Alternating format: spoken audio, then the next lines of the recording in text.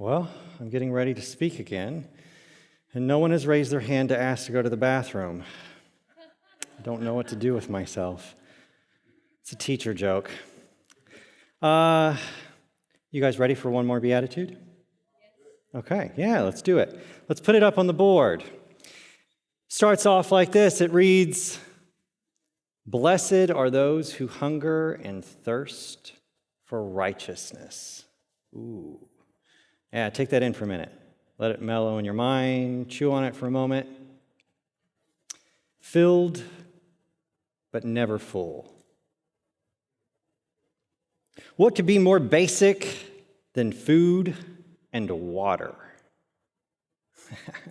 I think about it all day long. Am I the only one? No. Okay, good. I needed a witness out there. Does anyone else think about what they're going to eat all day long? Oh, man. I tried really hard to think of a time that I was really hungry, and all that I could think of was every day. I'm one of those experts at thinking about food. I'm glad to know that I'm not alone. Now, I come from a family of Cajuns, okay? My mom's side of the family, they're all from South Louisiana. South Louisiana. It's a distinction that my grandfather always makes because it's somehow more different or extra Cajun in the South. Yeah, there's a whole different culture and tradition down there. There's a weird language, but it's all French to me. Thank you, Johnny. You set it up.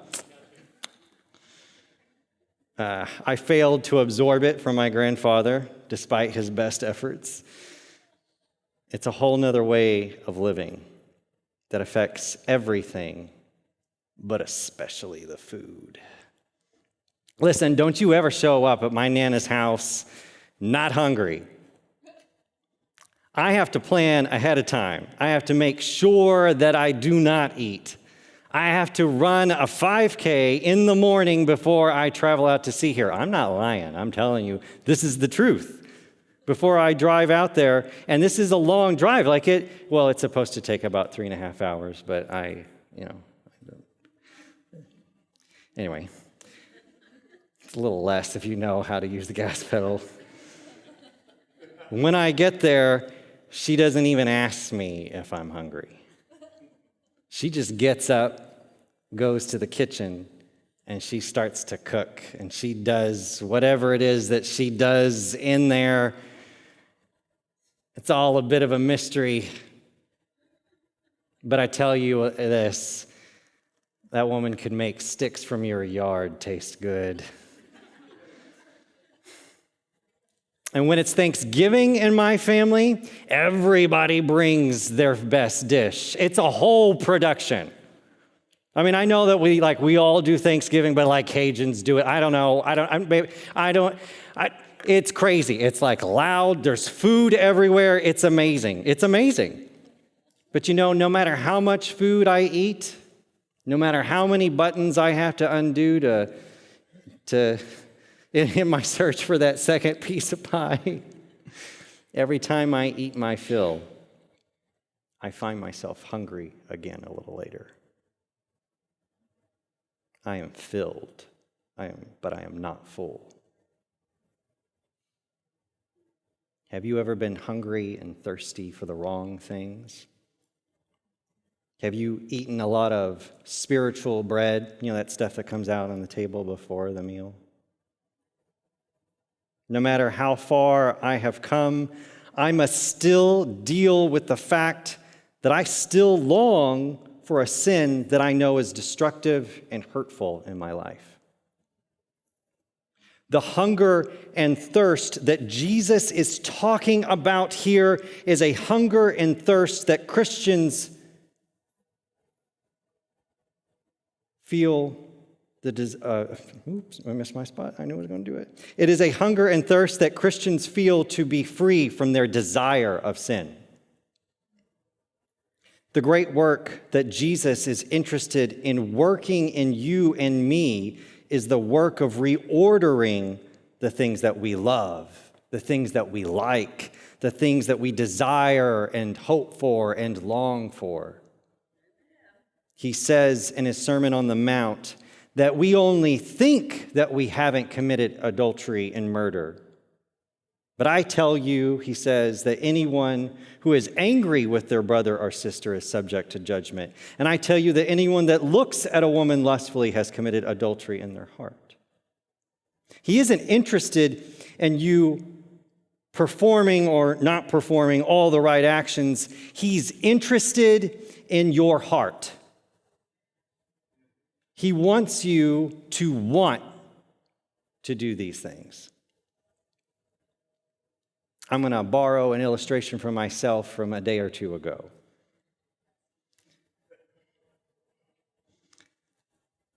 My mother, and I'll switch it to father because it's true for both sides. I'm a little bit of a forgetful person. But when I was younger, my mother would tell me to buy my father a Father's Day card. It was something I had to do. As I got older, she still reminds me. I think I remembered this year. I need to call my dad. As I get older, I shouldn't have to do. I shouldn't be doing this out of a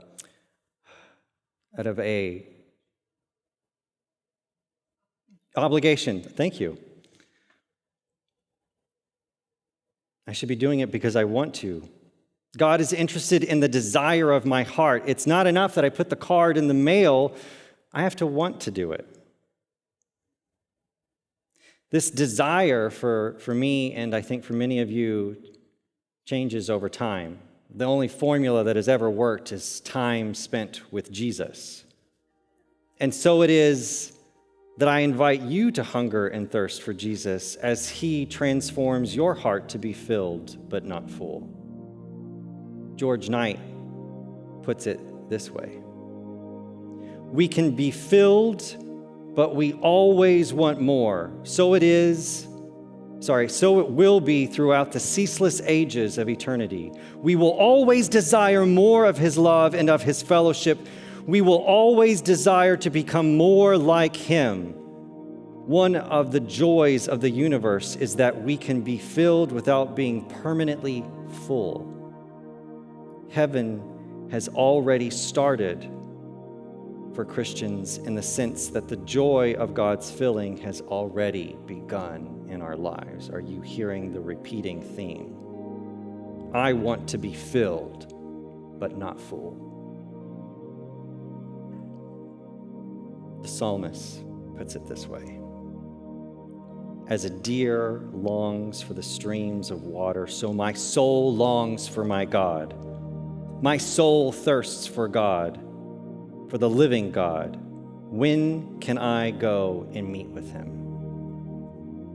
And as we try to answer the question for the psalmist today, you can go right now.